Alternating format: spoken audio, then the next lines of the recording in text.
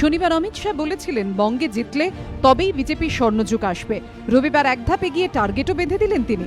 বুঝিয়ে দিলেন 2019-এর লোকসভা ভোটে কোন কোন রাজ্যকে পাখির চোখ করছেন তাঁরা। সূত্রের দাবি, এদিন ভুবনেশ্বরে বিজেপির জাতীয় কর্মসমিতির বৈঠকে তিনি বলেন, আমাদের টার্গেট 120টি আসন। যে 120টি আসনে আমরা দুর্বল, আর এগুলো রয়েছে পশ্চিমবঙ্গ, ওড়িশা, তামিলনাড়ু, কেরল, তেলেঙ্গানা এবং উত্তর পূর্বের কয়েকটি রাজ্য। 2019-এর লোকসভা ভোটে আমাদের লক্ষ্য 2/3 সংখ্যাগরিষ্ঠতা নিয়ে ক্ষমতায় আসা।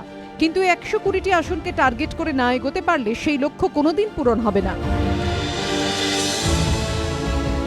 19-এর টার্গেট 120।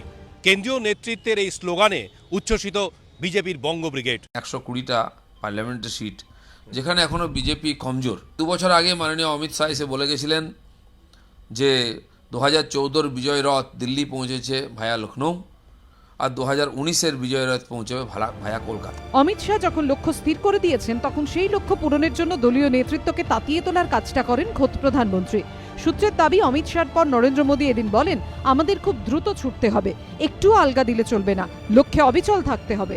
তাৎপর্যপূর্ণভাবে এই কথা বলতে গিয়ে নরেন্দ্র মোদী এদিন টেনে আনেন মহাত্মা গান্ধীর কথা।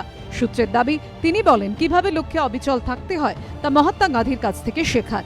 1920 থেকে 1942 পর্যন্ত 22 বছর ধরে সমস্ত সভায় গান্ধীজি নিয়ম করে দেশের স্বাধীনতার কথা বলতেন।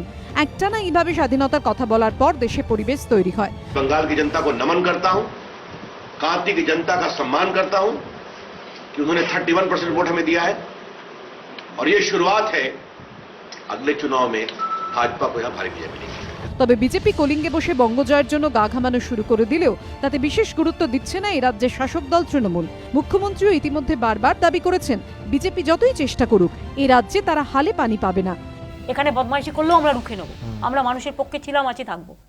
অন্যান্য রাজ্য আপনাদের আমি বলি, কিন্তু এই যে রাজ্যগুলো বললাম কংগ্রেস ছাড়া কেউ নেই, বলছি তো, ভাববার অত কারণ নেই, অনেক টাইম হাতে আছে।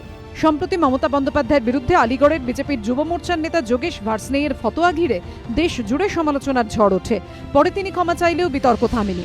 সূত্রের দাবি, এই আবহে এদিন বৈঠকে প্রধানমন্ত্রী বলেন, বিজেপিতে ভালো বক্তা অনেক, কিন্তু ক্ষমতায় আসার পর কিভাবে মৌন থাকতে হয় সেটাও অনুশীলন করা জরুরি।